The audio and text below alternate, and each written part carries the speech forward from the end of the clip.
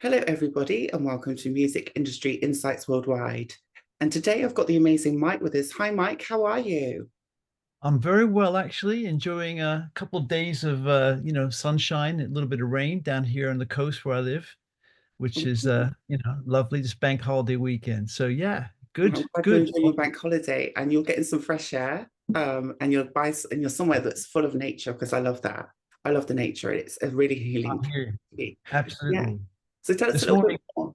So tell well, I us a was little gonna say bit this more about morning, my you. wife and I, oh, we went for a walk this morning, me Yeah, and my wife, yeah, down in it's called Pegwell Bay, and yeah. it's nature reserve. So Amazing. we're very lucky to have, very blessed to have this space. So yeah, a little bit about myself. Backgrounds. Let me see. Where I'll try to make it quick because No I've been in the rush. industry for No over rush. 40 years. Yeah, so compressing it.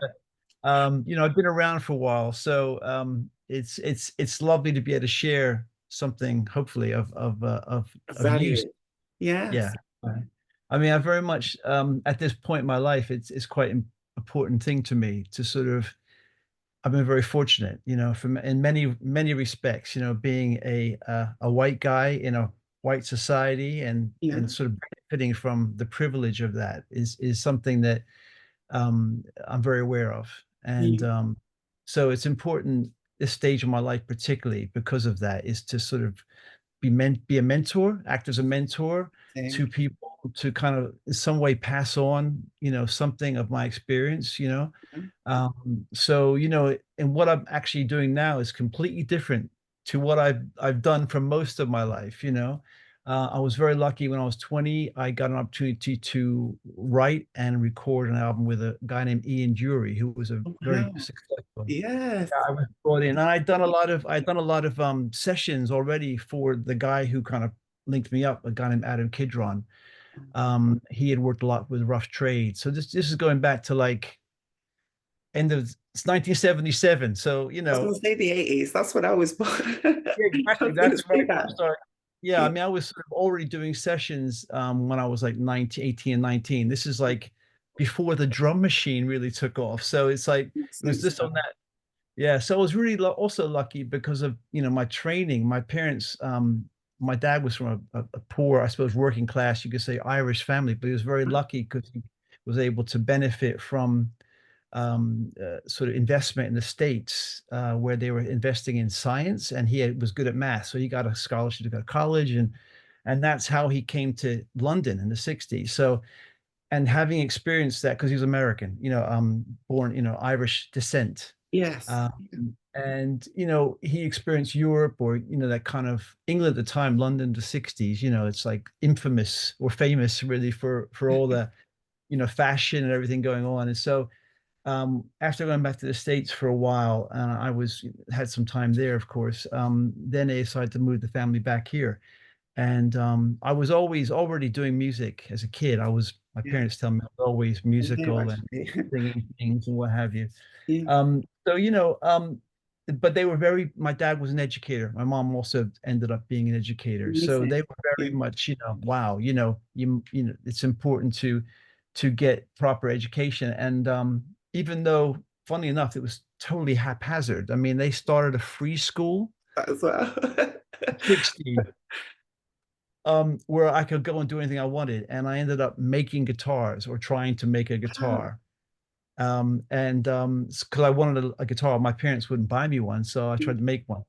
So that was one experience. Then they came over here and they sent me to the local comprehensive, which actually it was a Catholic school. So I had to wear this uniform and I had to have my hair above the collar. Yeah. And it was like complete sort of like couldn't be further in contrast, But and the reason I only point that out is because I haven't had, I suppose, a traditional being in one area my whole life. My dad went to Switzerland for a while to do part of his research, and then Right. they came to London. We moved to South London, we moved to North London. So I've kind of like music has always been a way of connecting with people. I used to bring my guitar to Culturally. school. Yeah. I used to Yeah. like, hey, oh hey, and all the girls would come around and we sing Elton John songs or whatever, that kind of Amazing. thing. So that was kind of like my way of connecting, but also to be noticed, to be, to feel some self-esteem. Music was that thing. Connect. So that just has that carried in, onto my life in professions. Although um in some important things that kind of to that occurred to me in that early 20s, which I suppose they've been very formable. They formed my personality, my character. I didn't go to college. I didn't go to, I actually got a job making tea in a recording studio. That's how I kind of started, Yeah. the old days, well, before they had music colleges and everything like that, how did you get into the industry? It was kind of, and that was my thought that would be the way. And actually, I did meet a fantastic musician who knew the owner of the studio, a guy named Reba Kwakuba, who was a Ghanaian African drummer who played with Jimmy Cliff, and then he played with a band called Oh, Traffic, and he wow. real big part of the whole 60s scene. Worked with Steve Winwood and different people. And that he became a really important person in my life and in terms of mentoring me. So I had that experience, and then through him, met another guy named Roscoe G, who was his friend and had also been in Traffic. And so just to kind of take a little sort of leap into the 90s, Steve Winwood was putting together the reforming a band called Traffic, which I didn't really know Steve Winwood's Traffic band. I knew his Steve Winwood stuff, like Back in the High Life and stuff like that. But Yeah. and Higher Love, we all know. Most people Amazing know. track. You know, Yeah, I love I Bring love. me a higher. That was like everyone knows that, right? Classic. But I that was this Traffic was before my era. But Roscoe, the bass player, who was who was in the sort of last lineup of Traffic, recommended me for a tour Right. when they because I play keyboards and guitar, so I could switch Okay. back and forth. I And love that. Steve is a kind of keyboard player, but he's also a guitarist. So that was an amazing opportunity at that point for me. Yeah. But so in a way, I have a lot of gratitude for those two individuals, those musicians who are. I mean, I'm still in contact with Roscoe. He lives in Cologne, and we sort of kind of communicate regularly.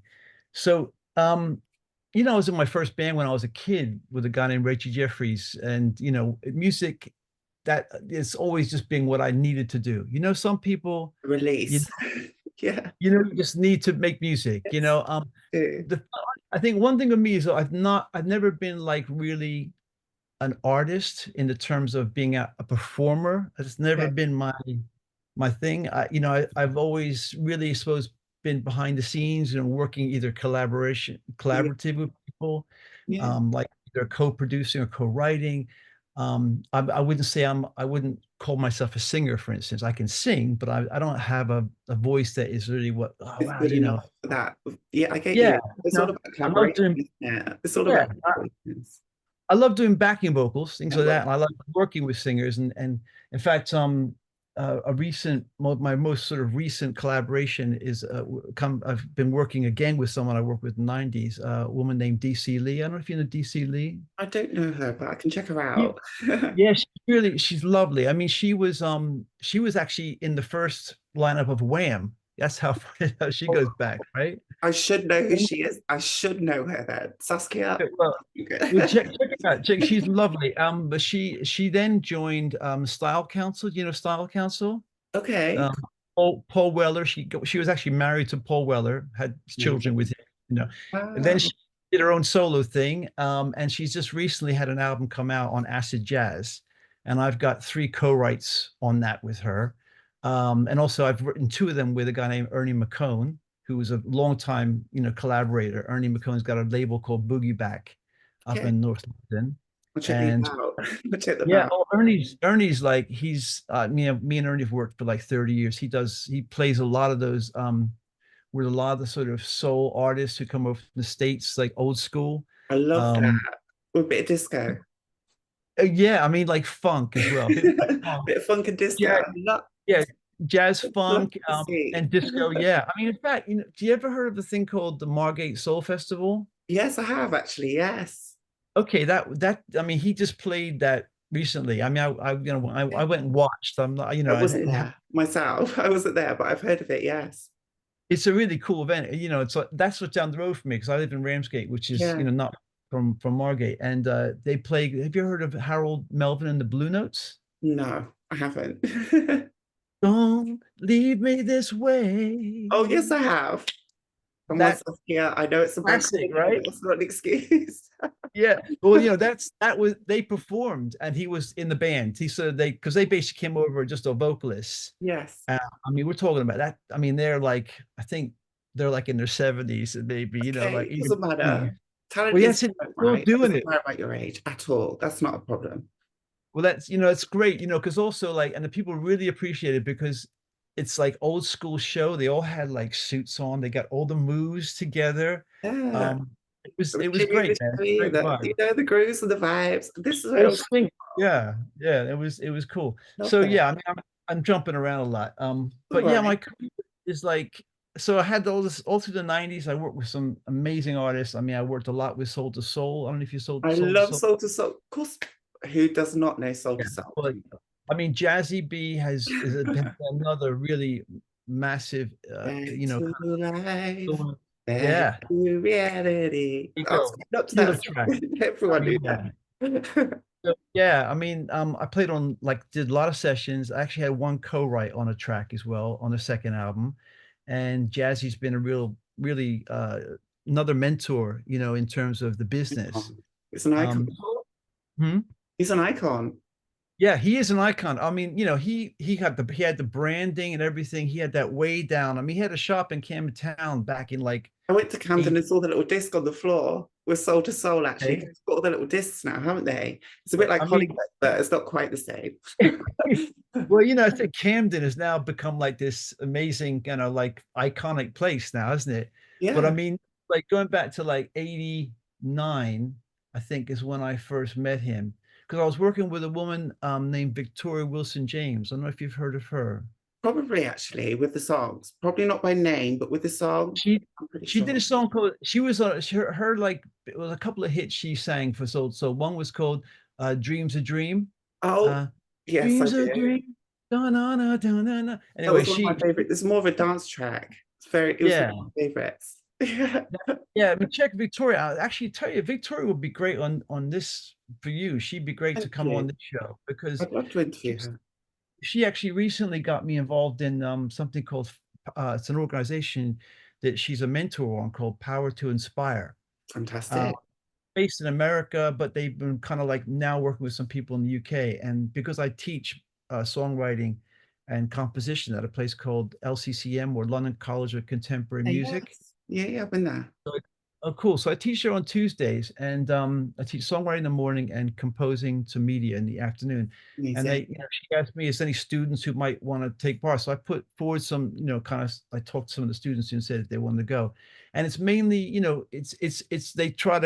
want basically people who are from, underrepresented minority groups and stuff like that. So it was really cool for me to be able to have that chance to sort of be kind of, I suppose, work as a bit of an ally really to Yes. I was going to say the the word song. ally because we need allies as well, don't we? That's Well, really, that's really important. absolutely. Well, this is, that's basically really where I'm at the moment is like I benefited so much from just being able to just move around without any problems. Yes. Um, Yeah. I mean, having spent and worked with a lot of Black people in the industry, it's been like, Fantastic talent. and Fantastic talent. yeah, I mean, basically, driving in the car with a friend of mine, and I remember when I was like 17, I was driving around town with a drummer I was working with, who had mixed heritage, and he basically got pulled over the first time I'm most the of the car was same. there. But I'm lovely. the same, actually. Yeah. But this the thing, it's hard. I mean, I can see that it's hard. I mean, that's the thing. And having spent time where I'm hanging out with them, and then like basically the cops pull them over. Just and like that's never happened to me like that. Racial profiling still happens today. Not just that, Exactly. also underrepresented groups do get treated differently. There is this two-tier policing system that's always been there, actually. It's something that's really brought an awareness to me was these riots that happened recently Mhm. when more of the white folk were complaining about people from disadvantaged and minority backgrounds getting treated kind of in a different way. And I think sometimes that's the way it should be. Like people have issues and different barriers to overcome, and the trust is not always there, you know, like it is for cis white men. And I think Mhm. sometimes people don't, they take it for granted rather than understanding the differences that actually makes to a lot of communities. Absolutely. And I mean, this, I think a lot of it, from my experience of, hanging out and with being around people, that there's a lack of understanding, Yeah. not just in terms of the current times, but also like historically. I mean, England is, there's a lot of cool things about England and, whatever. I mean, I don't want to put it down. It's been good to me. And I think there's a lot of good people in this country, but they don't they don't fully acknowledge sometimes or bring out in the open like the Yeah. history, you Yeah. know. What's really You know, happened. you know, going back, where did the wealth come from? How has this country and Europe and America? I mean, it's the thing, it's like it's very difficult probably for a lot of people to sort of say, okay, well, why are people feeling like there's not just injustice, but that they don't have a chance to kind of break through when they've actually been the one who has helped build the wealth in the country and made it, the sort of put it into the position it has been.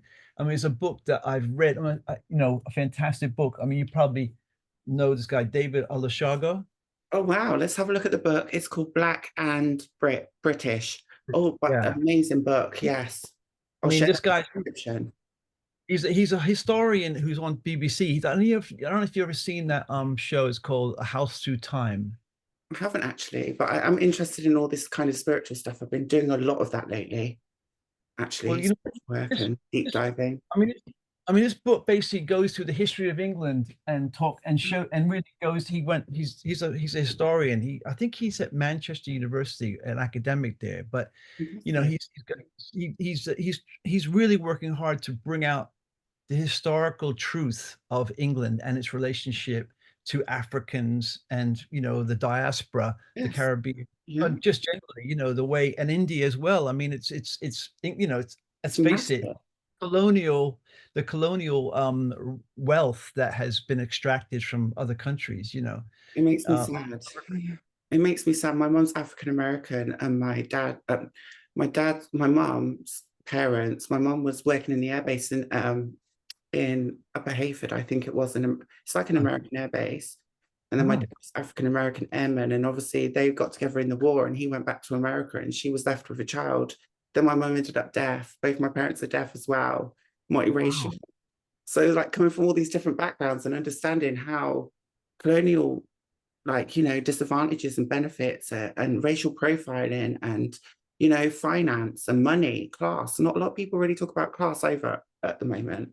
And I think, with this intersectional approach that we have when we look at class, disability, finance, money, race, gender, all of those different things that you've got to look at when someone's got to succeed in an industry that is based around money. It's based around, having those people around you. And that's the difficult part of it, I think. It's really hard. Absolutely. I mean, the thing about this, the system that exists, is the neoliberal, capitalist system, Yeah, that has evolved really, for the past, 400 or 500 years about ownership and property, right? And kind of land ownership. And of course, what's happened is that, England would send ships and they would go and take over, take a land from yeah, peoples who might not be the way they culturally treat the land, right? That's what, look, American Indians, the native yeah. The indigenous. Native Americans. I Yeah. mean, they just lived kind of like cool with the land. I mean, okay, I'm not saying they're perfect people. All humans have the thing, No but one's perfect. lived in yeah, No they one. lived in balance with it, Yeah, and they didn't the way they saw land or territory was not like the way they would put it. Like a lot of the people who went to America were British, or yeah. they were sure they were Spanish. They went there and they just took the land and killed killed the indigenous people, really. Well, So yeah, it's like and then of course they took Africans as well, slaves. I mean, so it's like the way that the history of the world, in very fairly recent times, in terms of the whole sort of civilization progression. I it's mean, I think in school they don't really, if they were teaching kids that, imagine if kids were learning. The truth, that. Like, the real yeah. truth. Yeah, exactly. And the reality of like knowing that like actually even something as simple as the fact that, well, why are people different shades of brown? Because actually there is no such thing as really pure white or pure Say that. black, right? I was going to say that actually. It doesn't even exist. I mean, we're all different shades of brown. There's a, Yeah. there's a really great like what's it called? Like a thing, a reel that's being shared on uh on Instagram, which Yeah. has a guy doing that. It's like, this is light brown, this is dark brown, this is very dark brown, this is very light brown. Yeah, we're all the different shades of brown. You know what I mean? Exactly. So, I mean, this thing of like what, race actually doesn't exist. It doesn't actually exist. We're all the same family. I mean, I know it sounds like that It's, sounds really like airy fairy and kind of hippie vibe, but it's that's true. actually It's that's the true. actual evolutionary truth. You Yes. know, we all migrated, from actually we were all, there's a thing called out of Africa. It's a I was going to say that. We all originated from Africa, didn't we? We all came from, exactly. yeah. And it got too hot there, and we started going up when there was a thing called the something crescent, which is where I think it's Egypt, where the Nile is. And then we Right. went. Some people went in one direction, some went in the other direction, and it's like, but we've all just from the same root, life, and I think that it's really sad and stupid when you see the ignorance and the kind of misguided ideas, of people where they think, oh, this is our land. We're British. What is British? That's a British typical, has never been pure. There's never been typical there's no British such thing to thing. do. I just don't like that. I just think, no, we It's shouldn't have mad. that mindset. I don't have that mindset myself. But that's the thing I'm about, British. like, I mean, that's the thing about like education, really, it's like, I think, and and now at the moment where that's where I'm getting into more focused on education and mentoring, young people. And Yeah. particularly guided or leaning towards people who didn't have the kind of chances that I had, Yes, yeah. um, and that's something I'm really committed to, and I'm actively doing that, as a mentor. I'm mentoring this young. His parents are from Philippines, and he was actually born in Philippines, Well, and he's now yeah. here, and he's so cool, man. I mean, he's great. He's into hip hop beats and stuff like that. But what I'm focusing on with a lot of students is not like so much the music, like teaching and to do actual music. I mean, that They know young that. people know They what they're already know doing. how to say it, Exactly. It's right? more about like what's under the hood of the industry. What's going Right. on? That's the most important bit that they don't teach you. That's No right. one They don't. teaches that. Well, this is the thing. I mean, for instance, like a lot of young people who are making great music, there's another person here where I recently met up with a guy who's a really great kind of rapper. I mean, he's like, the style of music is not something I'm very versed in. Let's put it that way. I Yeah, don't know. yeah. But I can hear he's really good. Yeah. Uh, and I said, "Are you a member of PRS?" And he said, "No." I said, "Well, you've got 25,000 streams on your track. Yeah. That- There's some money out there for you. I mean, it's not a lot, but get on the PRS." And he's only 20 years old. So I said, basically, I remind him, if you join when you're under 25, it's only 30 quid. 30 quid for under 25 to join the PRS for Yeah. life. And even so, you can do that even if you don't have anything out, and that Yeah. way you benefit right away from a lot of the resources that involves. I mean, a lot of people I know, they're just selling beats and stuff, and they're kind of doing their thing, and that's all cool, but in the long run, And commercially. I think these institutions that have been there are fighting to keep, Mm. the protecting the composers, and then you have the PPL as well. The PPL, if you're a performer, joining them. And then if you're actually putting out your own music, you can join as a rights holder. So I don't know how much people talk about that here. I haven't had a chance to look at all the different Yes. things. We did talk about the PPL and the PRS. I was part of the PRS for the key change program last year. So yeah, we Okay. do talk about the PRS quite a lot actually. Yeah, and the I mean, PPL. that's great. I mean, and like sort of, if you sort of these days, a lot of people put their music out themselves, right? So like for instance, if you use DistroKid, if someone uses DistroKid and they go on it, and then it comes down to that place, they upload the track, they put the artist says, do you have an ISRC code, right? Yeah, and And that's with distribution, right? So we're talking about distribution with DistroKid, if anyone doesn't know that's that right. already. Well, good stuff. Thank you. That's good for Just so clarifying. other people don't know. We know what we're talking about, but some people might not. That's good. That's useful. Thank you. To kind of remind me because it's true. Sometimes you have to remind, I have to remind myself that, like, yeah. And so Okay. you're Don't good at that. apologize to me. It's fine. You know what you're talking about. It's okay. But this the thing is, like, they'll assign, DistroKid will assign someone their ISRC code. Yeah. It will be just that one-off one, and it Yes. won't actually, in the long run, it's easy to go into PPL and join as a rights holder, and then you Right. have your own ISRC code that will be with you for your For the whole whole for that one life. track, and it's that specific track as well, isn't it? That's right. And Yeah. you basically there's I think when you're I mean, I have my own, and I got it back about sort of, I don't know, 15 years ago when I started putting out my own stuff. And there's three letters that are kind of attached to me, and they're always weird. Then I've just kept the year and how many, you sort of What it's a performance very you easy do, thing. when you perform them. Yeah, and Yeah. anytime any sort of usage, it's always be tracked to who owns it, and Yes. I think that's just so basically I'm a big believer in with artists who are putting out the music to make sure they have all their copyrights protected.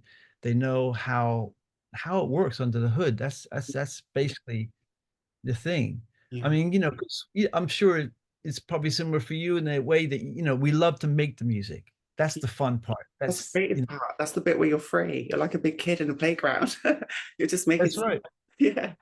That's it. You just have and it's great. You kind of make something you're happy with, is comes out where you're really proud. You want to share it with the world, Yeah. but how you gonna make sure you get paid? You That's the know, most important part. It's a business, isn't it? It's not hobby, it's a business, and that's the difference.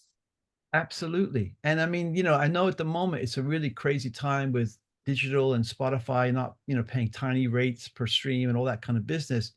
Um, but if someone is owning and taking care of their business on their own little sort of, being a sole trader, just and they have dotted all their I's and crossed all their T's in terms of rights. You know the They register. business and they know how it Yeah, operates.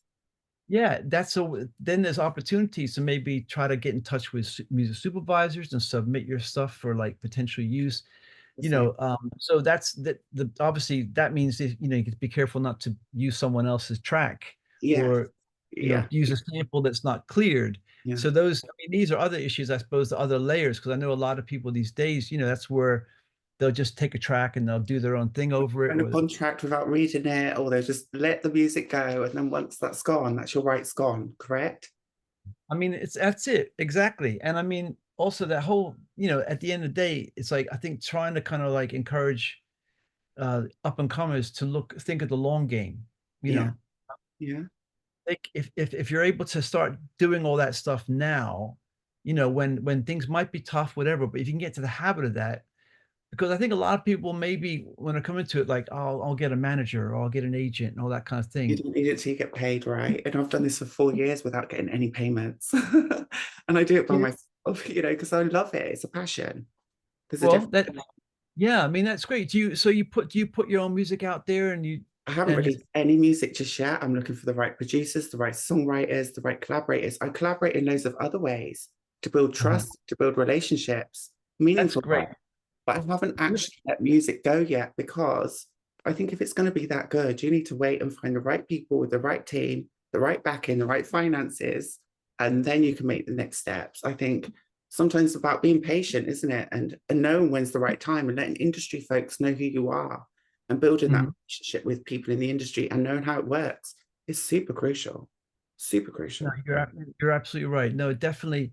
I mean, at the end of the day, I think one of the advantages that we're, in the period we're sort of living in, where it's digital and people have the ability to sort of, I suppose, build their own brand and, Yeah. get their own vibe together and find their own team, is that, you know, it's like if you can get that right and you put it out there and you have all the moving parts working really well, like visuals or whatever. I mean, I can see when people do it, really well, and it's like, wow, Marketing is really yeah, important as well. A lot of people forget about marketing. It's about your audience, knowing who they are, where they are, the that's age right. groups, the demographics. It's super important. and you know, I think that ability to communicate directly with people who might follow you on Instagram, or you know, like you send something out on TikTok, whatever. You know, these that is ways that you know you can build that following, and then of course you do become an attractive proposition to a manager or a label. So you Exactly. know, in a way, it's up to the artist to sort of do that initial groundwork, to lay the foundations. Yeah. And once that's, you know, once they've got something that is solid, you know, people will start talking about it for one. And Yes. there's, Yeah. yeah. And there's also, you know, I think with things like introducing the BBC, there's, you know, there are opportunities, or there's, you know, Yeah. obviously live opportunities to try to build you know, an audience if you're that kind of band. Yeah. Um, but yeah, I mean, it's there is good things going on. There is good points about the whole um digital and the ability to kind of essentially make really great sounding music in a very sort of home studio type Low cost situation. environment, in a low cost environment, but you need the right people around you with the right expertise because you can't do it all by yourself. And this is what I say to a lot of people as well. You need a team. You have to have a good team because you can't do it by yourself. That's impossible as far as I'm concerned. Yeah, I mean, I think there are people who's you know there are occasionally people who find a way to do it, at least get it to a certain stage before Yeah, they can start attracting people. I yeah, think in a way, yeah, I mean, but I do agree with you. It's to really get it to that level, you know, where you're sort of an artist where you're gonna be noticed, because that's the thing is so many people doing it, that's the you know, key. on that level. How do you kind of get noticed beyond the sort of throng, you know, of people All putting, that I noise. can't remember, You're like, help I me. can't, I can't yeah, do how it. I can't remember how many tracks are being released every week, but it's like a crazy figure. I mean, it's Big tens number. of thousands, if not more. I mean, so how do you get noticed? So really, it's about that individual interaction and building an audience, and you know, you know, I think that's a really important thing. I Mike, mean, we've got mm, 6 minutes left. We haven't got long, but we haven't told the audience exactly what you do and how we can contact you.